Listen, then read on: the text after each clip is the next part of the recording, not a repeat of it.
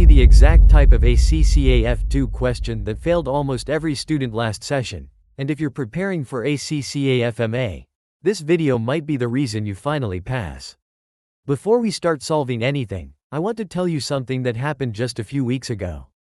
Aiden, a student from the UK, messaged me saying, "Sir, I studied everything, but the exam didn't look like anything I revised."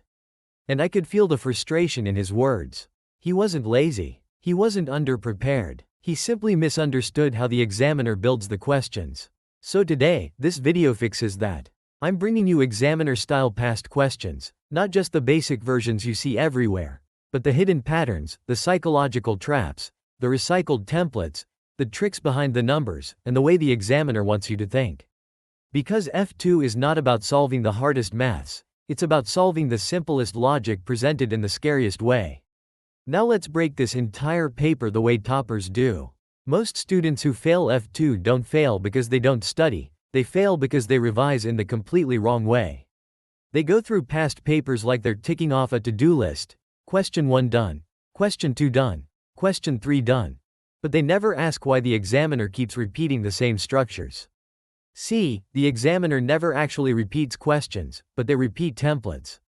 They test whether you understand contribution or whether you just memorized the formula. They hide easy marks by using long paragraphs, and they distract you with numbers that don't matter. There is one formula almost every student memorizes wrong every year, and it's the way they treat fixed costs inside marginal costing questions. Students keep mixing fixed cost per unit, which doesn't exist in marginal costing, with absorption costing fixed overhead rates. This single mistake destroys whole calculations. That's why I always tell my students, F2 doesn't reward. It rewards clarity. When you understand the examiner's logic, you start scoring marks almost automatically. Let me show you Aiden's nightmare question, but this time we'll solve it like toppers, slowly, calmly, and with full awareness of the traps.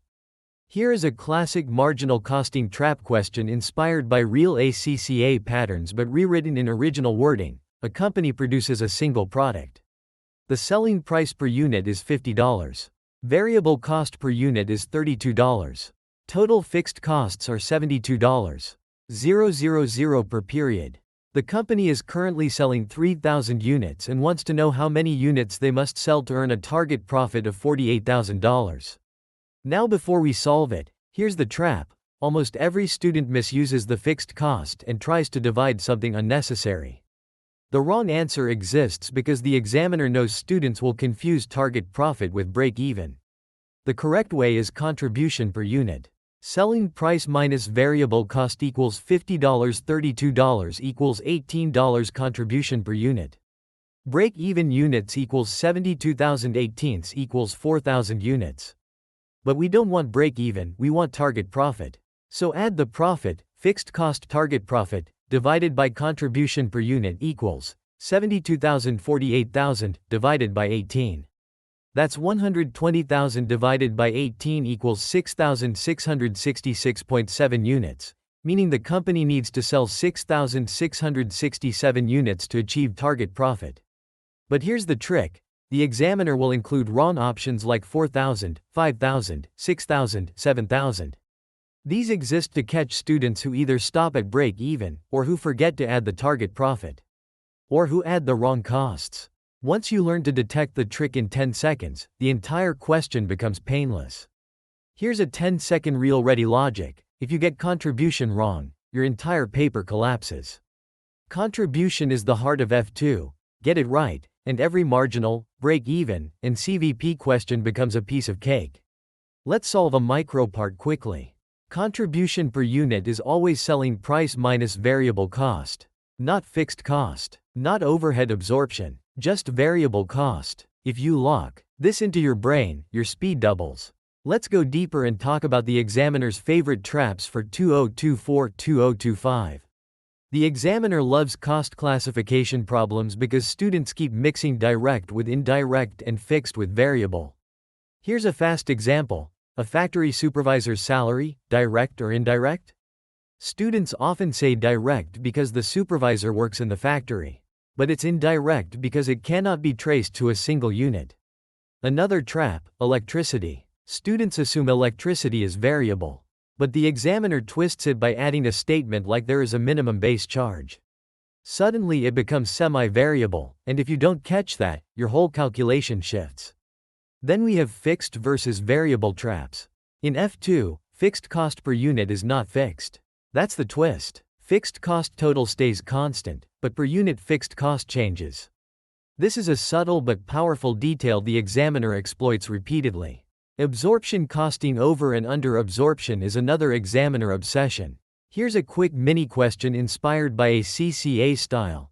A factory budgeted 12,000 hours for the year and expected fixed overheads of $240,000. The overhead absorption rate is therefore $20 per hour. But the actual hours worked were 13,000, and the actual overheads were $250,000. Was the overhead absorbed under or overabsorbed? Most students forget that absorbed overhead equals actual hours times absorption rate equals 13,000 times 20 equals 260,000. Actual overhead is 250,000. Absorbed is greater than actual. So overheads are overabsorbed by 10,000. Many students flip the logic and choose under absorption because they confuse actual with absorbed.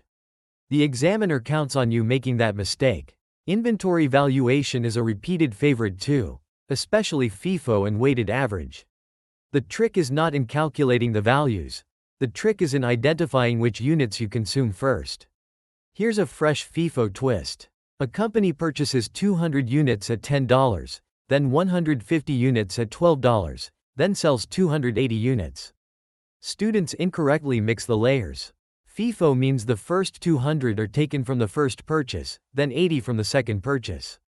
The examiner will include a wrong option assuming you consumed the 150 unit layer first. Weighted average becomes trickier when purchases occur mid-period. The examiner will test your understanding of timing, a purchase before production counts, after production doesn't. Variances have become more conceptual in recent sessions. Students memorize formulas without understanding meanings. Material price variance is based on quantity purchased. Material usage variance is based on quantity used. Labor efficiency variance is based on hours actually worked versus hours allowed for actual production. The examiner increasingly creates combined variance questions where one small detail changes everything. For example, a real company once lost millions because they reduced material prices but increased wastage. The price variance looked favorable, but the usage variance was heavily adverse. That's exactly the kind of trick the examiner loves. Let's solve 3 inspired past paper-style questions live like toppers. Here's question 1. Break even and target profit with a psychological twist. A company sells a product at $80. Variable cost per unit is $45. Fixed costs are $210,000. They want a profit of $90,000. What are the units required? Again, contribution per unit is 84.5 equals 35. Required units equals 210,000 90,000 divided by 35 equals 300. 000 divided by 35 equals 8,571. But here's the real trick. The examiner will include total revenue-based distractors.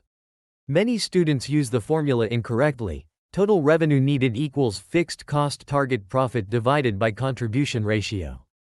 If you miscalculate the ratio, you instantly fall into the wrong answer.